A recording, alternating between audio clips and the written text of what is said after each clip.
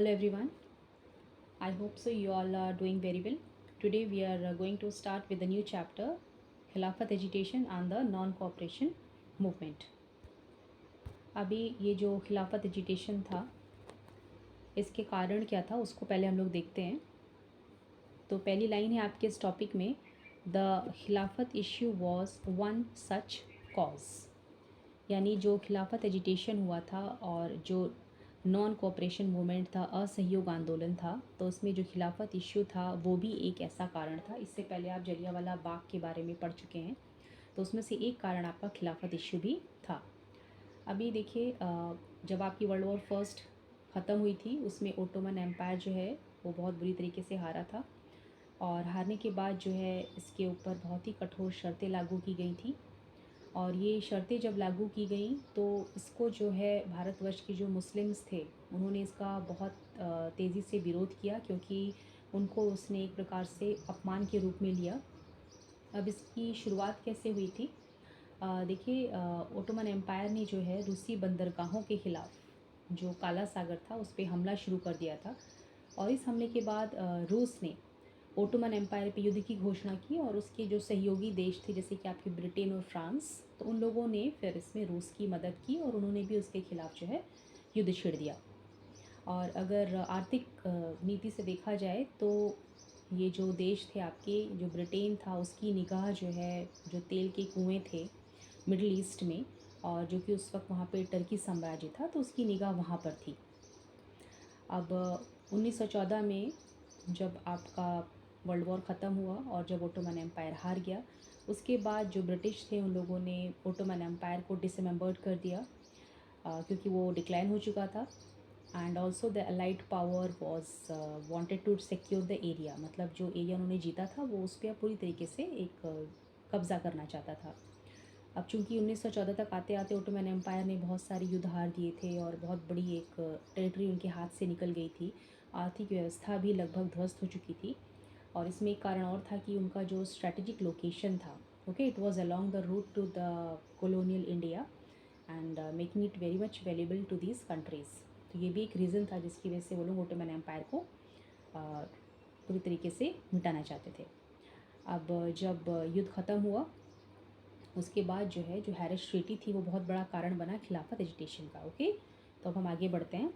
So in 1920 the British imposed harsh treaty on the Turkish sultan और खलीफा। अभी आपने जान लिया इस बात को कि हैरिस ट्रीटी क्यों इम्पोज की गई थी टर्किश सुल्तान के ऊपर, या फिर टर्किश सुल्तान को खलीफा भी कहा जाता था। Now the people they are furious about this as they had been about the Jallianwala massacre. अब ठीक उसी समय जलियांवाला बाग कांड भी हुआ था, तो लोगों के अंदर पहले ही बहुत ज़्यादा इसको लेके एक असमंजस की स्थिति थी। तो अब खिलाफत जब इश्यू हुआ तो लोगों के कान और ज़्यादा खड़े हो गए। So also Indian Muslims we knew that the Khalifa be allowed to retain control over Muslim sacred places in the erstwhile Ottoman empire. अब जो मुस्लिम थे उनकी पूरी इच्छा थी कि भाई हमारे जो सुल्तान हैं, जो खलीफा हैं, उनको जो है रूल करने दिया जाए। And also the treaty's harsh terms were considered as a insult by Muslim, ठीक है, उनको लगा कि हमारा अपमान है। सो द खिलाफत मूवमेंट, ठीक है, इसकी शुरुआत वहीं से हुई, क्योंकि इनके अंदर बहुत ज़्यादा उसको लेके गुस्सा था, और वो चाहते थे कि हमारे जो खलीफा हैं, जो हमारे सुल्तान हैं टर्की के, जिनको कि वो अपना रिलीजियस हेड मानते थे, तो उनको जो है ये अधिकार दिया जाए कि जितने भी सेक्रेट प्लेसेस हैं वो उनके ऊपर अभी भी उस पर अपना कब्ज़ा कायम रखें या उस पर रूल करें। तो अभी जो लीडर्स थे आपके खिलाफत एजिटेशन के, Mohammad Ali and the Shaukat Ali, now wished to initiate a full fleshed non cooperation movement. अब ये एक जो इशू था उसी की वजह से जो दो नेता थे आपके, मोहम्मद अली और शौकत अली, उन्होंने जो है असहयोग आंदोलन में पूरी तरीके से भाग लिया। And now Gandhi ji supported their call and urged the Congress to campaign against Punjab wrongs, that is Jallianwala Bagh massacre, and the Khilafat wrong and demand swaraj. अब ये जो कुछ एकाध इश्यू हुए थे, ठीक है, इसी को एक बेस बनाकर गांधी जी ने कहा कि पहला तो जो जलियांवाला बाग एक गलत जो किया गया है अंग्रेज़ों के द्वारा पंजाब के ख़िलाफ़, देश के ख़िलाफ़, और अब ये जो खिलाफत इश्यू हुआ है इसको जो है एक बेस बना के बहुत बड़ा आंदोलन छिड़ा जाए, और अब जो है हम लोग स्वराज्य की मांग जो है वो रखेंगे। तो उन्होंने जो है पॉलिटिकल पार्टी कांग्रेस से कहा कि आप इसके लिए बहुत बड़ा आंदोलन छेड़िए। Now the non cooperation movement, gained momentum through 1921 to 1922, ठीक है। अब इस दौरान जो असहयोग आंदोलन बहुत तेज़ी से आगे बढ़ने लगा। अब इस असहयोग आंदोलन में हुआ क्या था, असहयोग आंदोलन कैसे संचालित किया गया। देखिए, असहयोग आंदोलन में जो है हज़ारों की संख्या में जो है जो स्टूडेंट्स थे उन लोगों ने गवर्नमेंटल जो स्कूल्स थे, कॉलेजेस थे, उनको छोड़ दिया। और बहुत से लॉयर्स थे, जैसे आपकी Motilal Nehru, C R Das, C Rajagopalachari, Asif Ali, they gave up their practices, ठीक है, उन लोगों ने अपना काम बंद कर दिया। Now the British titles way surrendered and legislatures boycotted. लोगों को जो भी उपाधियाँ मिली हुई थी ब्रिटिश के द्वारा वो उन लोगों ने वापस कर दी, और जो भी संविधान वगैरह था उसको उन लोगों ने बॉयकॉट किया। People lit public bonfires of the foreign cloth. अब जो भी विदेशी कपड़े थे लोगों ने उसकी होली जलानी शुरू की। उसके बड़े बड़े लोग पाइल इकट्ठे करते थे और उसमें वो लोग आग लगा देते थे। The imports of foreign cloth fail drastically between 1920 and 1922। अब इन सब विरोधों के चलते जो एक विदेशी कपड़ों की जो ख़रीदारी होती थी, जो बाहर से लोग लेते थे इंडिया में, वो जो है बहुत बुरी तरीके से नीचे आया 1920 से 1922 के बीच में। But all this was merely the tip of the iceberg. Large parts of the country were on the brink of formidable revolt. अब ये जो आपको बता रहा है कि नॉन कोऑपरेशन मूवमेंट में ये जो सारी चीज़ें हो रही थी ये बस एक छोटा सा हिस्सा था। अभी आगे देश जो है वो जल रहा था, एक बहुत बड़े आंदोलन की तरफ बढ़ रहा था वो, क्योंकि ये एक उसका एक पार्ट था, ठीक है। अभी देखिए यहाँ पर आपके लिए एक बहुत ही इंपॉर्टेंट क्वेश्चन निकल के आता है कि what was non cooperation movement. ये बहुत ही इंपॉर्टेंट क्वेश्चन है जो ज़रूर आता है एग्ज़ाम में। तो नॉन कोऑपरेशन मूवमेंट अगर आपसे पूछा जाता है तो आपको तो पहले पता होना चाहिए कि नॉन कोऑपरेशन मूवमेंट लोगों ने किया क्या था, ठीक है। और दूसरा फिर आपको ये पता होना चाहिए था कि नॉन कोऑपरेशन मूवमेंट को मोमेंटम कैसे मिला, यानी कारण क्या बना था उसका, ठीक है। तो यहाँ पे आपको दो कारण बताए गए हैं, एक आपका जलियांवाला बाग मैस्करे और दूसरा जो आपका वो है खिलाफत इश्यू, ठीक है। तो ये जो दो कारण थे, ये इनकी वजह से जो है असहयोग आंदोलन ने काफ़ी ज़्यादा तेज़ी पकड़ी थी। ओके, तो ये इंपॉर्टेंट क्वेश्चन है, इसको आप लोग प्लीज़ मार्क कर लीजिए। अब अगला पैराग्राफ हम लोग शुरू करते हैं, that is your people's initiatives. Now in many cases people resisted British rule non violently, ठीक है। तो अभी आपको पता है कि हमारे देश में दो दल थे, नरम दल और गरम दल।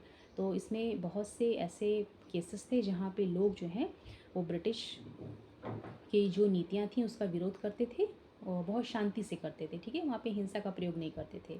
और बहुत से ऐसे ग्रुप थे in others different classes and groups interpreting Gandhi ji's call in their own manner, ठीक है। यहाँ पे बहुत बड़ी बात है कि गांधी जी ने जो असहयोग आंदोलन छिड़ा हुआ था तो इसको जो है हर क्लास हर वर्ग का आदमी इसको अपने तरीके से लेके चल रहा था, ठीक है, क्योंकि यहाँ पे सब अपना अपना हित देख रहे थे, सबके अपने अपनी तकलीफ़ें थी। तो लोगों ने उन तकलीफ़ों से इंडिविजुअल तौर पे नॉन कोऑपरेशन मूवमेंट को जोड़ा था, ठीक है। So Gandhi ji's call on their own manner protested in ways that were not in accordance with his ideas. यानी नॉन कोऑपरेशन मूवमेंट का नाम तो लेते थे, कहते थे कि हम गांधी जी के अनुसार नॉन कोऑपरेशन मूवमेंट का हिस्सा हैं, उसको हम चला रहे हैं, लेकिन उनकी जो तरीके थे गांधी जी के उस हिसाब से वो लोग अपने इस आंदोलन को आगे नहीं ले जा रहे थे, सबके अपने अपने तरीके थे। In either case people linked their movement to local grievances, ठीक है।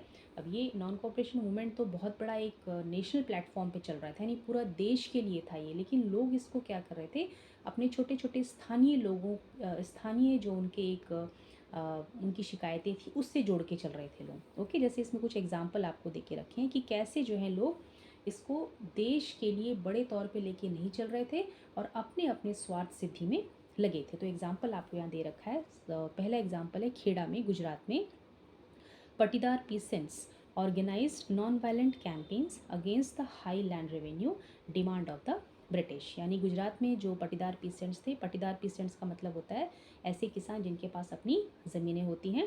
तो इन लोगों ने क्या किया था, असहयोग आंदोलन के दौरान इन लोगों ने अहिंसात्मक आंदोलन चलाया था और इनका जो मुद्दा था वो ये था कि इनकी ज़मीनों पे जो ब्रिटिश के द्वारा बहुत ही ज़्यादा हाई लैंड रेवेन्यू डिमांड रखी गई थी वो इसका विरोध कर रहे थे, ठीक है। तो ये इनका अपना मुद्दा था। क्या मुद्दा था? High land revenue. और अब कोस्टल आंध्रा में और तमिलनाडु के आंतरिक भागों में जो शराब की दुकानें थी, ठीक है, इसको लोगों ने क्या किया था, इसका लोग विरोध कर रहे थे। ओके, तो यहाँ पे वर्ड इस्तेमाल हुआ है लिक्वर शॉप्स वेयर पिकेटेड। अब पिकेटेड का मीनिंग आप यहाँ पे अपने बॉक्स में देख सकते हैं, people protesting outside a building or shop to prevent others from entering. ठीक है, यहाँ पे शराब की दुकानों के अंदर लोगों को जाने से रोका जा रहा था। ओके, अब गुंटूर में देखिए, जो कि आंध्र प्रदेश का एक डिस्ट्रिक्ट है, वहाँ पे जो ट्राइबल्स थे, आदिवासी थे और जो गरीब किसान थे, इन्होंने किस प्रकार से इस आंदोलन को लिया था। They staged a number of forest satyagrahas, sometimes sending their cattle into forest without paying grazing fee. अब जैसे कि अंग्रेज़ों ने क्या किया था, आदिवासियों को उन्हीं के जंगलों से निकाल के बाहर कर दिया। आप यहाँ से फल फूल नहीं इकट्ठे कर सकते, आप यहाँ पे लकड़ी नहीं ले सकते, आप यहाँ पे अपने पशु नहीं चरा सकते। इन लोगों ने क्या किया, नॉन कोऑपरेशन मूवमेंट के दौरान इन लोगों ने फॉरेस्ट सत्याग्रह शुरू किया। यानी कई बार क्या करते थे, अपने पशु जो हैं वो फॉरेस्ट में छोड़ देते थे, क्योंकि अंग्रेज़ों ने कहा था अगर आपको फॉरेस्ट में जाना है पशु चराने तो आपको हमें टैक्स देना पड़ेगा। तो वो इसको ब्रेक करने लगे, इन्होंने टैक्स देना बंद कर दिया और वो लोग इस रूल को तोड़ने लगे। They were protesting because of the colonial state had restricted their use of forest resources in various ways। अब ये विरोध इसलिए कर रहे थे क्योंकि कॉलोनियल गवर्नमेंट ने इनको फॉरेस्ट में जाने से मनाही कर दी थी। Okay, and they believed that Gandhi ji would get their taxes reduced and have the forest regulations abolished. इनको पूरा विश्वास था कि जो गांधी जी हैं वो हैं, इनके जो टैक्स हैं उनको कम करा देंगे और फॉरेस्ट की जो रेगुलेशंस लगे हुए हैं, जो नियम कानून बने हैं कि आप फॉरेस्ट में नहीं जाते हैं, वो इसको वो ख़त्म कर देंगे। ओके, ये इनके अपने मुद्दे थे। Now in many forest villages peasants proclaimed swaraj and believed that Gandhi raj was about to be established. अब किसानों ने जो है स्वराज की घोषणा कर दी और वो सपना देखने लगे गांधी राज का। ठीक है, और उनको लगा कि अब हमारे सारे दुख हटने वाले हैं, हमारे सारे टैक्सेस बंद हो जाएंगे, माफ़ कर दिए जाएंगे, हमको ज़मीनों पे खेती करने दी जाएगी। आदिवासियों को लगा अब हमारे जंगल हमको वापस मिल जाएंगे। तो उनको लगा कि अब गांधी राज जो है वो आने वाला है। ठीक है, ये देखिए, इस प्रकार से लोगों का अपना अपना एक अलग अलग मुद्दा था जो कि उन लोगों ने नॉन कोऑपरेशन मूवमेंट से जोड़ रखा था। अब देखिए, सिंध की बात कर रहे हैं जो कि इस वक्त पाकिस्तान में है। Muslim traders and peasants were very enthusiastic about the Khilafat call. ठीक है, यहाँ पे जो आपके मुस्लिम व्यापारी थे और जो किसान थे वो भी खिलाफत कॉल के लेके बहुत ज़्यादा उत्तेजित थे। ठीक है, और बंगाल में देखिए, the Khilafat non cooperation alliance gave enormous communal unity and strength to the national movement. अब बंगाल में भी जो है एक बहुत बड़ा हिस्सा बना लोगों को एकता प्रदान करने के लिए। पंजाब में, पंजाब की बात करें तो Akali agitation of the Sikhs sought to remove corrupt mahants supported by the British from their gurdwaras. अब ये पंजाब की बात कर रहा है, तो पंजाब में देखिए महंतास का मतलब क्या होता है, महंत जो थे, religious functionaries of Sikh gurdwaras, यानी कि सिख गुरुद्वारा को जो चलाते थे, जो धार्मिक गुरु थे। ठीक है, तो वहाँ पे जो अकाली दल था वो जो है ये जो करप्ट महतास थे उनको निकालना चाह रहे थे। ठीक है, तो they supported by the British from their gurdwaras. इनको कौन सपोर्ट करता था, ब्रिटिश करते थे। ओके, तो ये इन्होंने वहाँ पे इसका विरोध किया था। So this movement get closely identified with the non cooperation movement. ठीक है, अभी सारे एग्जाम्पल जो आपने देखे अभी, तो ये सारे के सारे जाके कहाँ पे जुड़ गए थे, अब ये नॉन कोऑपरेशन मूवमेंट से जुड़ गए थे, जबकि इनके मुद्दे जो हैं वो अलग अलग थे। Now so in Assam the tea gardener labourers shouting Gandhi Maharaj की जय। अब आपको पता है कि जो आपका टी गार्डन था आसाम में, वहाँ पे वहाँ के जो लेबर्स थे उनके ऊपर काफ़ी कड़ी शर्तें लागू थी। एक बार अगर वो काम करते थे तो उनको वहाँ से बाहर जाने की परमिशन नहीं थी। ठीक है, तो अब इन लोगों को भी जब इसके बारे में पता चला तो वहाँ के जो मजदूर थे टी गार्डन्स के, उन लोगों ने नारे लगाने शुरू किए, गांधी महाराज जी की जय। Demanded a big increase in their wages, क्योंकि इनसे बहुत कम पैसे पे काम करवाया जाता था। तो इन्होंने जो है इस आंदोलन में डिमांड रखी कि हमारा जो वेतन है, हमारा पैसा जो है वो बढ़ाया जाए। They left the British owned plantations amidst declarations that they were following Gandhi ji's wish। अब इस आंदोलन के शुरू होने में, इस आंदोलन के दौरान उन्होंने क्या किया, जो ब्रिटिश के बड़े बड़े प्लांटेशंस थे उसको इन लोगों ने छोड़ना शुरू कर दिया और उन्होंने ये कहा कि हम गांधी जी के विश के अकॉर्डिंग, जैसे कि उनकी इच्छा है उस प्रकार से हम आंदोलन को चला रहे हैं। Okay, interestingly in the Assamese Vaishnav songs of the period, the reference to Krishna was substituted by Gandhi राजा। अब देखिए यहाँ पे लोगों ने जो एक गाने गाने शुरू किए, तो वहाँ पे जो कृष्ण जी थे वहाँ पे उन लोगों ने उस पे स्थान दिया गांधी राजा को, तो उनके नाम पे वहाँ पे गाने लोग गाने लग गए, वैष्णव सॉन्ग्स। ओके, तो इस प्रकार से ये क्वेश्चन भी आपको पूछा जाता है कि कोऑपरेशन मूवमेंट जो था, जो कि नेशनल प्लेटफॉर्म पे ऑर्गेनाइज किया गया और गांधी जी के तरीके से चलना था, उसको लोगों ने कैसे किस प्रकार से मात्र अपने एक निजी मुद्दों से जोड़ लिया। ठीक, अब हम आगे बढ़ते हैं। नाउ द पीपल्स महात्मा। अभी ये देखिए, आप यहाँ पे एक पिक्चर देख सकते हैं जिसको अभी हम लोग रेफर करेंगे। Let's read the paragraph now. We can see from the above that sometimes people thought of Gandhiji as a kind of Masiha, as someone who could help them overcome their misery and poverty. अब ये सब जो हो रहा था उसके दौरान जो गरीब लोग थे उनको ऐसा लगने लग गया कि गांधी जी हैं वो एक मसीहा हैं जो उनको उनकी तकलीफ़ों से, गरीबी से निकालने के लिए आए हैं, वो उनका उद्धार कर देंगे। Gandhi ji wished to build class unity, not class conflict. Yet peasants could imagine that he would help them in their fight against zamindars and agricultural laborers, believed he would provide them land. ठीक, अब यहाँ पे जो है गांधी जी की इच्छा थी कि वो ये सारे जो हमारे एक समाज हैं, जो वर्ग हैं, उनकी एकता चाहते थे। वो इनमें एक झगड़ा नहीं चाहते थे, संघर्ष नहीं चाहते थे। लेकिन उसके बाद भी जो हमारा समाज था वहाँ पे लोग आपस में ही उलझे हुए थे, किसान ज़मींदारों से उलझे थे, ठीक है, एग्रीकल्चर लेबरर्स थे, वो टैक्स को लेके परेशान थे। तो वो सारे के सारे जो है वो अपने मुद्दों से जुड़े थे और वो जो है ज़मींदारों के खिलाफ़ लड़ रहे थे, उनके नीतियों के खिलाफ़ लड़ रहे थे और सोच रहे थे कि उनको उनकी ज़मीनें जो हैं वो वापस मिल जाएं। At times, ordinary people created Gandhiji with their own achievements. For instance, at the end of powerful movement, peasants of Pratapgarh in the United Provinces, now Uttar Pradesh, managed to stop illegal eviction of tenants, but they felt it was Gandhiji who had won this demand for them. अब देखिए, यहाँ पे जो प्रतापगढ़ में था वहाँ पे एक इंसिडेंस हुआ। यहाँ पे जो प्रतापगढ़ के किसान थे, ठीक है, इन्होंने जो है जो इलीगल एविक्शन होता था, यानी जो गलत तरीके से किसानों से उनकी ज़मीनों से उनको बेदखल कर दिया जाता था, तो उन्होंने उस पर रोक लगा दी, उस पर विजय प्राप्त कर ली और उनको क्या लगा कि ये जो है गांधी जी की देन है।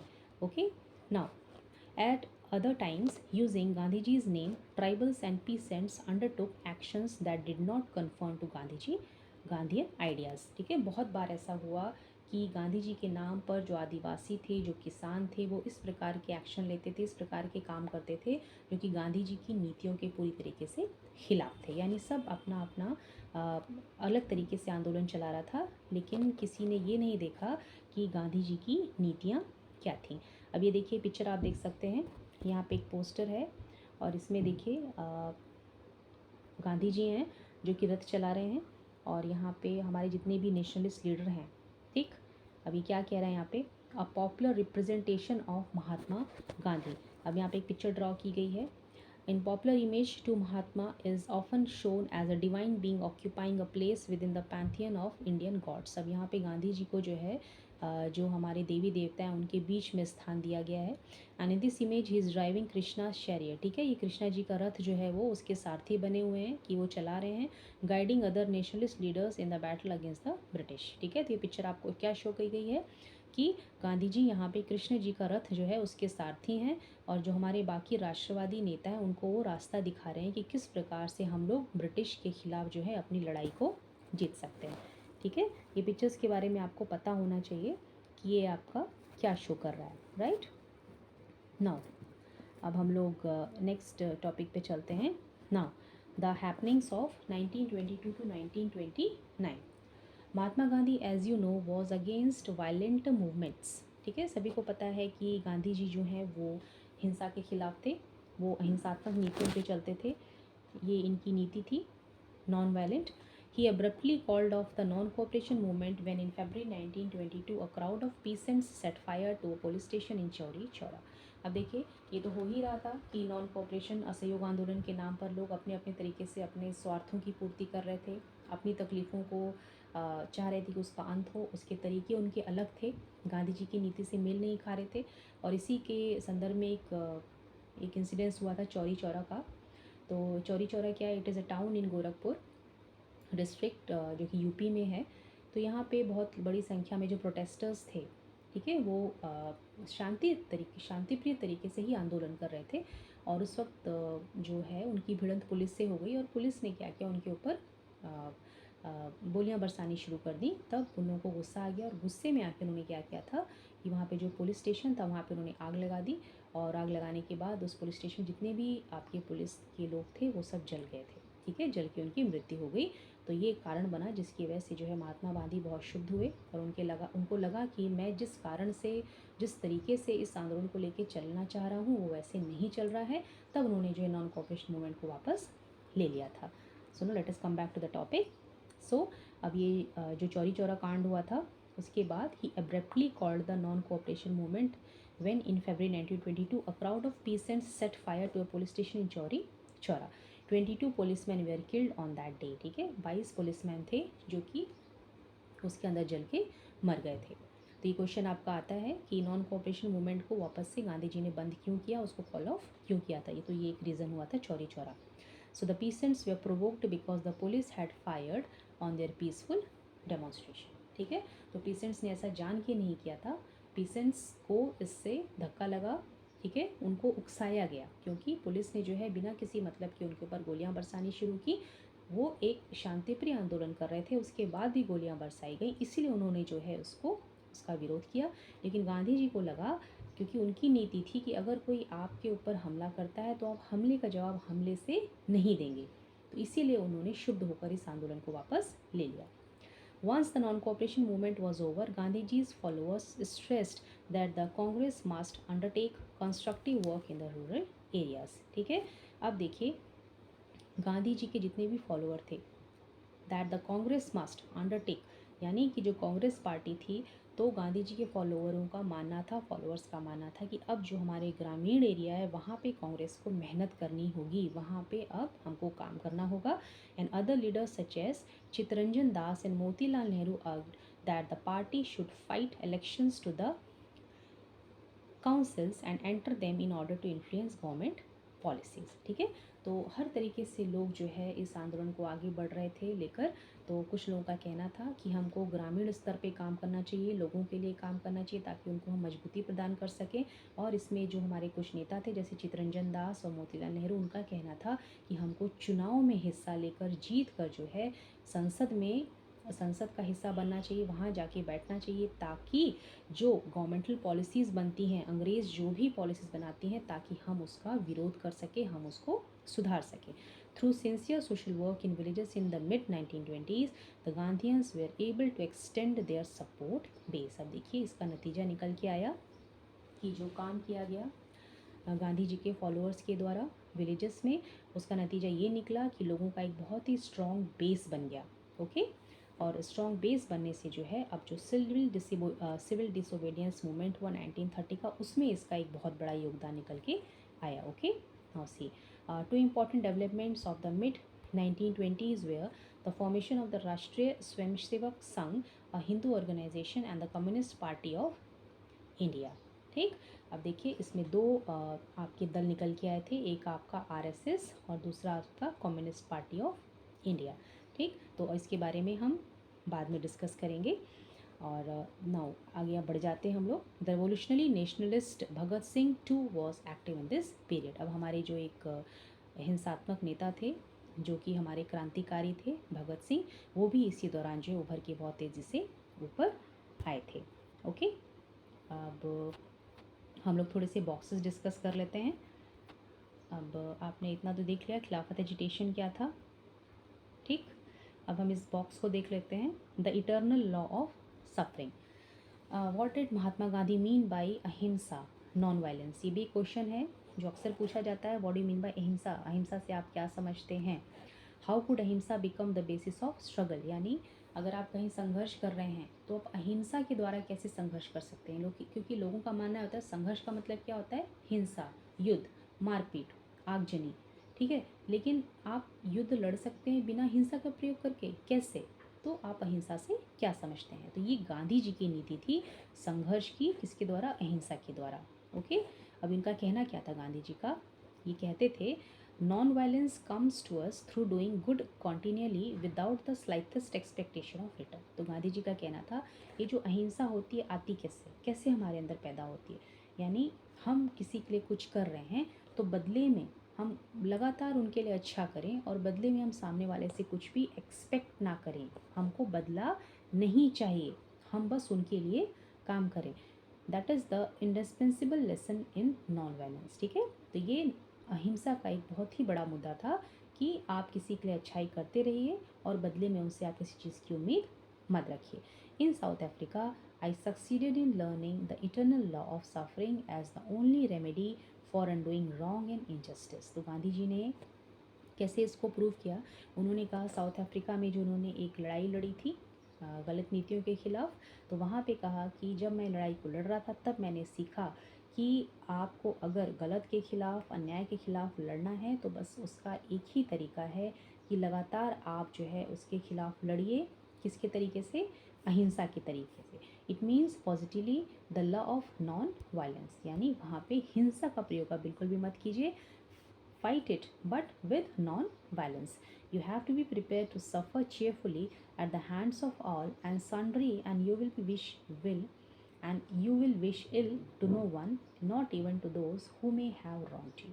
ठीक है, यानी कुल मिला के कह रहे हैं कोई आपके साथ गलत भी करता है, कोई आपके साथ अन्याय भी करता है तो आप उसको चुपचाप सहन कीजिए, आप उसको बदला मत लीजिए और आप उसके साथ अच्छा करते रहिए। तो एक दिन क्या होगा, आप उस अनजस्ट को, उस अन्याय को आप जीत लेंगे। ओके, ये गांधी जी की नीतियाँ थी। अब यहाँ पे एक वर्ड आया है आपका इलीगल एविक्शन। इसका मतलब क्या होता है?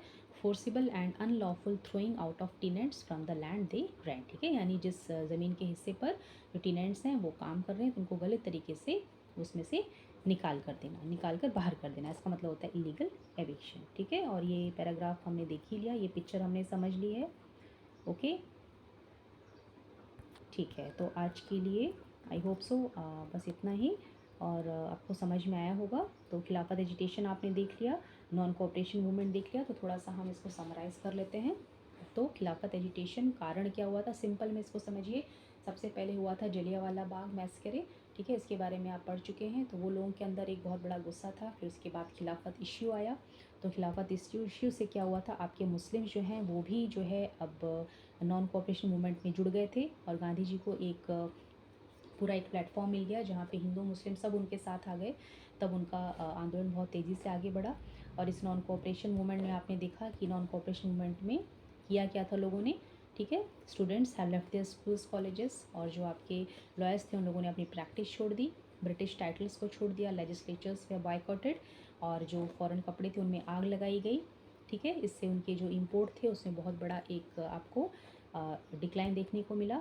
ठीक है, ये आपका नॉन कोऑपरेशन मूवमेंट इस प्रकार से आगे बढ़ा था। लेकिन इसमें एक बहुत बड़ी चीज़ ये देखने में आई कि पीपल्स इनिशिएटिव्स, यानी लोगों का इसमें जो इनिशिएटिव था वो कैसा था।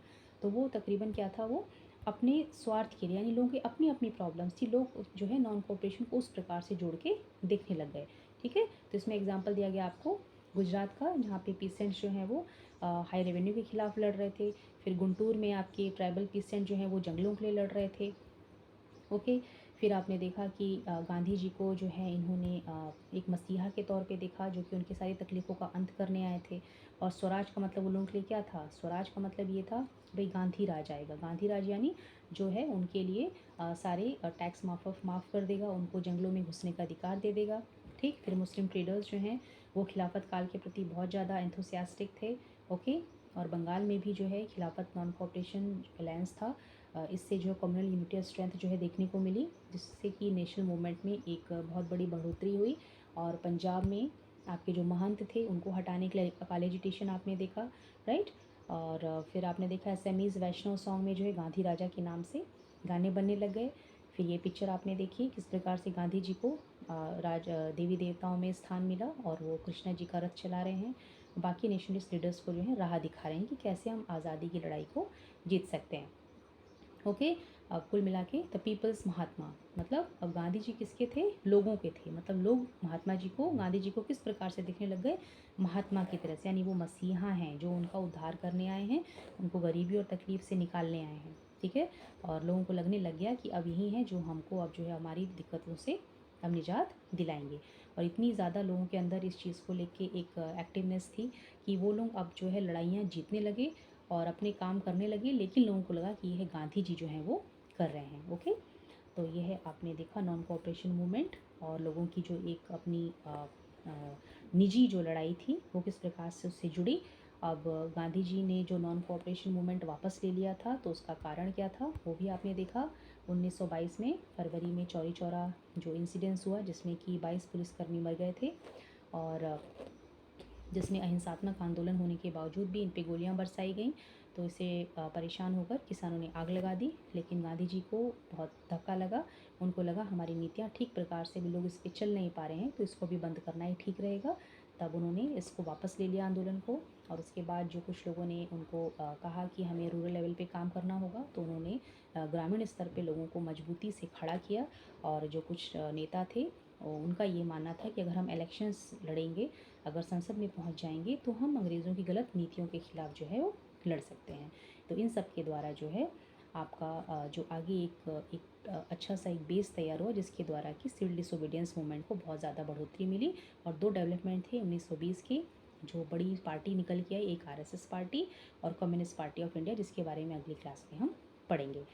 तो आई होप सो आपको आज की क्लास में कॉन्सेप्ट क्लियर हुआ होगा और आगे जो है अब हम इस चैप्टर को कंटिन्यू करेंगे।